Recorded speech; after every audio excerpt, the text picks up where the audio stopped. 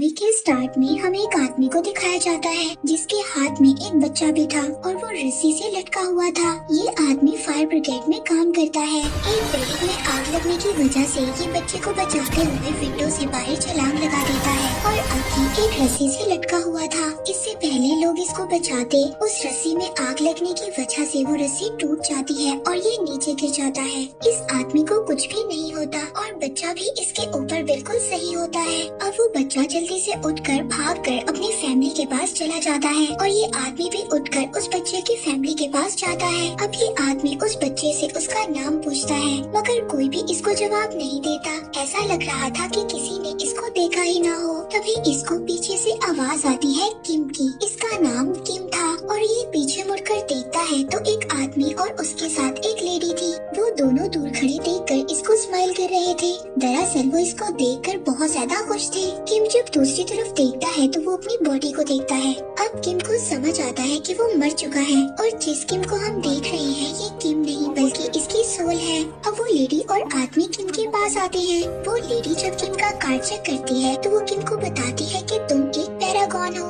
तुम्हारी सोल एक पैरागॉन है और ये बहुत कम लोगों में पाई जाती है। दरअसल पैरागॉन का मतलब ये था कि उसकी सोल बहुत ही अच्छी थी और उसने कभी भी कोई गलत काम नहीं किया था। और साथ ही वो किम को ये भी बताती है कि तुम्हें 7 ट्रायल्स में से गुजरना होगा और ये सब तुम्हें 49 डेज के अंदर अंदर कंप्लीट करना होगा। और अगर तुम इन सब ट्रायल्स को पास कर लेते हो तो तुम्हें एक दूसरी बॉडी दी जाएगी, यानी कि तुम इस दुनिया में दोबारा से पैदा हो सकते हो, तुम दोबारा से इस दुनिया में आ सकते हो।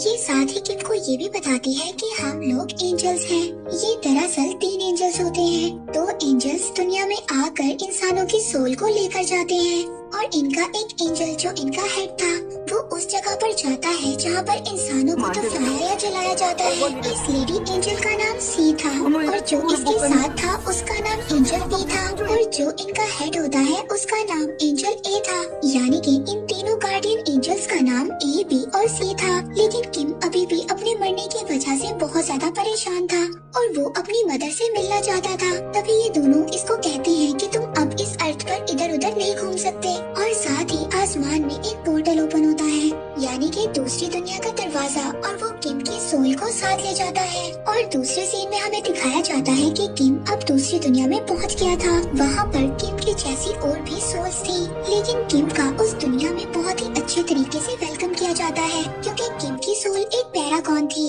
यानी कि किम एक इनोसेंट था। और इन सब बातों को प्रूव करने के लिए किम को 7 अलग अलग ट्रायल से गुजरना था और यहाँ पर तीनों एंजल गार्डियंस भी इसके साथ थे।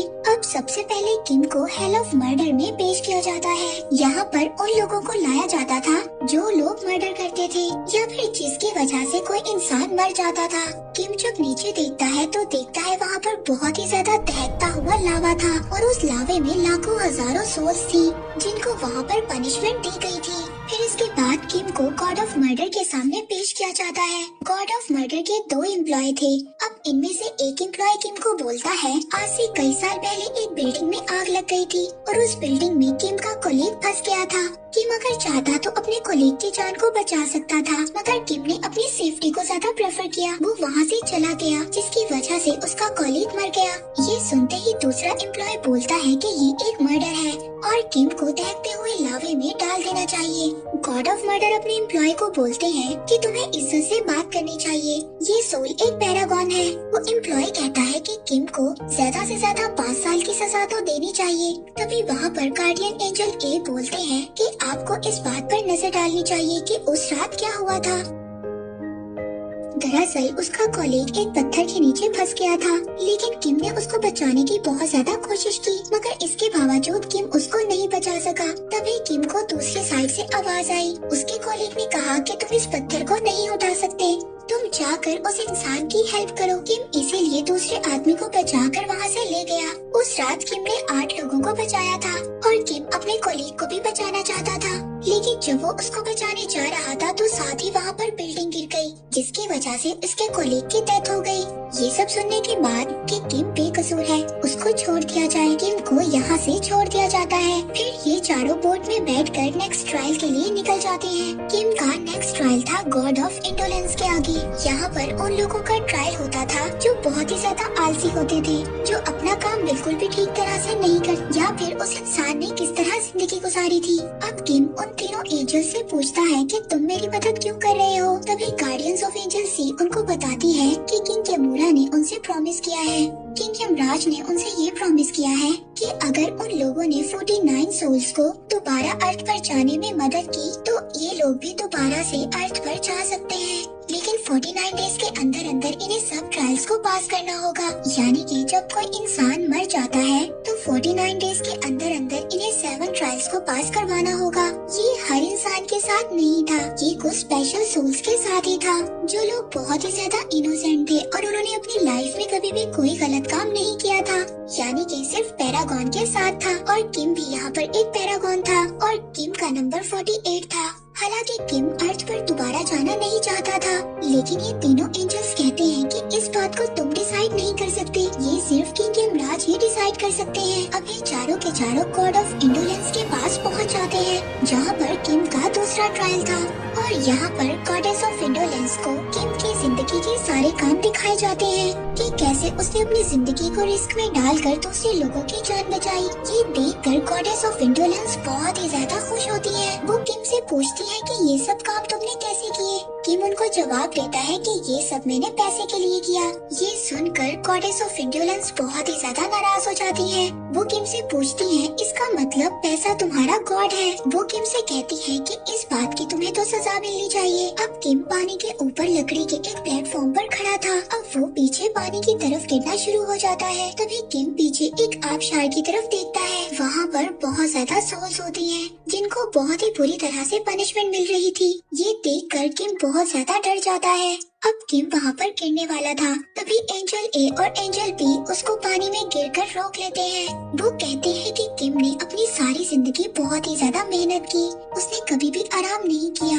और हाँ, अगर उसे पैसे चाहिए थे तो उसने ये सब अपनी मदर के लिए किया, क्योंकि उसकी मदर बहुत ज्यादा बीमार थी और पैसे उसको अपने छोटे भाई को पढ़ाने के लिए चाहिए थे। जब गॉडेस ये सब सुनती है तो वो किम को माफ कर देती है। वो कहती है कि किम को पैसे जरूर चाहिए थे, लेकिन अपने लिए नहीं, दूसरों के लिए। और किम अपने दूसरे ट्रायल में भी कामयाब हो जाता है। यानी कि अब किम ने 2 ट्रायल्स को पास कर लिया था। अब ये सब अपने नेक्स्ट ट्रायल के लिए निकल जाते हैं और ये ट्रायल था हेल ऑफ डिसीट। यहाँ पर ऐसे लोगों को सजा दी जाती थी जो लोग दूसरों के साथ धोखा करते थे। अब जब ये रास्ते में होते हैं तो यहाँ पर इन पर कुछ लोग अटैक कर देते हैं।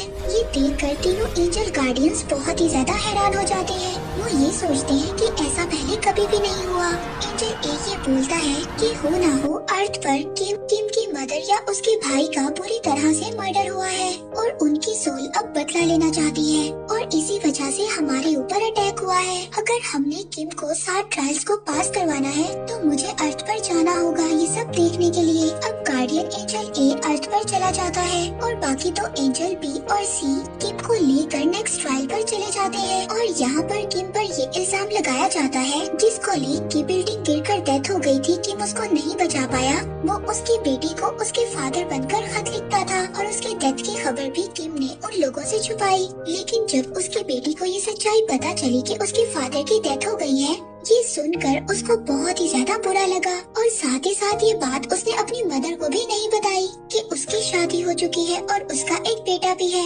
मगर ऐसा कुछ भी नहीं हुआ था।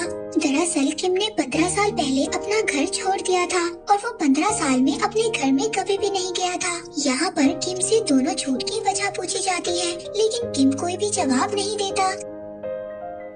तभी वहाँ पर कुछ बिल्ली आकर किम को पकड़ लेती हैं और उसकी जुबान काटने लगती हैं। तभी वहाँ पर गार्डियन एंजल सी बोलती है, मैं कुछ कहना चाहती हूँ। माना कि किम ने छोटे लेटर्स लिखे और इस बात में किम का कोई भी फायदा नहीं था। किम ये बात नहीं चाहता था कि उसके कॉलीग की बेटी को ये पता चले कि उसके फादर की डेथ हो गई है, क्योंकि उस वक्त वो बहुत ज्यादा छोटी थी और उसको अपनी स्टडी पर तवज्जो देने की जरूरत थी। तो उन लेटर्स की वजह से उसकी जिंदगी में खुशियाँ आई और उसने अपनी स्टडी को कंप्लीट किया। और जब वो बड़ी हुई तो उसको सब कुछ पता चल गया। और किम ने अपनी मदर को छोटे लेटर्स इसलिए लिखे, उसकी मदर बहुत ज्यादा बीमार थी। जब उनको पता चला कि उसके बेटे की शादी हो चुकी है और उसका एक बेटा भी है, तो उसकी मदर बहुत जल्दी रिकवर हो गई। इसका मतलब किम ने जितने भी झूठ बोले थे वो अपने लिए नहीं बोले थे, बल्कि दूसरों के लिए बोले थे, ताकि वो लोग खुश रह सके। ये सब सुनने के बाद अब किम पर जितने भी इल्जाम लगे थे वो सब हट जाते हैं।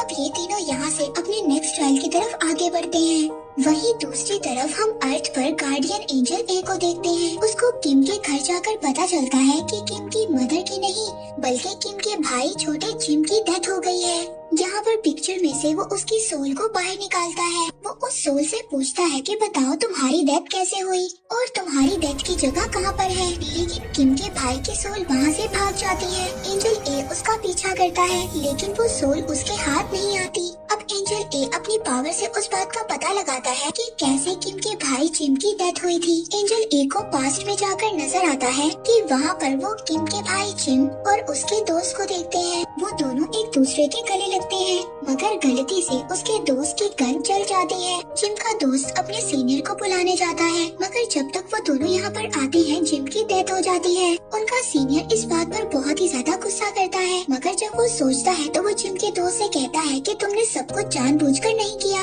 ये तुम्हारी एक गलती थी और जल्द ही हमें इसकी बॉडी को ठिकाने लगाना होगा। वो ये सब कुछ इसलिए करता है क्योंकि नेक्स्ट मंथ उसका प्रमोशन था और अगर उसके सीनियर्स को ये सब कुछ पता चल जाता तो उसका प्रमोशन रुक जाता। इसीलिए अब वो किम के भाई जिम को एक जगह पर जंगल में दफना देते हैं और किसी को इस बारे में ये भी नहीं पता था कि जिम को कहाँ पर दफनाया गया है। फिर अगले दिन मिलिट्री के लोग जिम के घर जाते हैं और उसकी मदर से कहते हैं कि तुम्हारा बेटा अपनी ड्यूटी छोड़कर चला गया है। अगर वो तुम्हें कोई कांटेक्ट करने की कोशिश करे तो तुम जरूर इसके बारे में हमें बताना। दरअसल वो सब लोग ये समझ रहे थे कि जिम ने अपनी जिम्मेदारी को छोड़ दिया है। अब एंजल ए ने जिम की सोल को ढूंढ लिया था। वो उसको एक बिल्डिंग के साथ बांध देते हैं। एंजल ए उसको कहते हैं कि तुम्हें मेरे साथ दूसरी दुनिया में जाना होगा और अगर तुम मेरे साथ दूसरी दुनिया में नहीं गए तो तुम्हारे भाई को कभी भी माफी नहीं मिलेगी।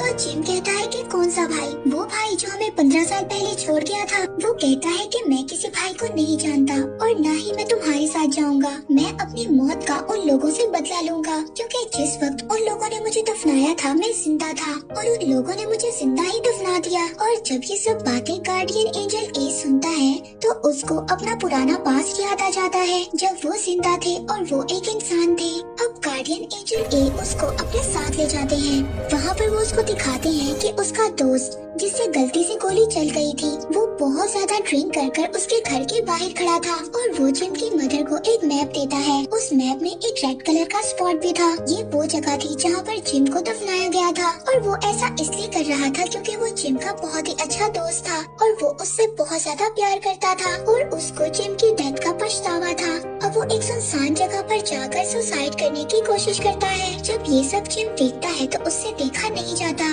वो गार्डियन एंजल से कहता है कि उसकी हेल्प करो, उसको बचाओ। तभी गार्डियन एंजल कहता है कि मैं ऐसा नहीं कर सकता।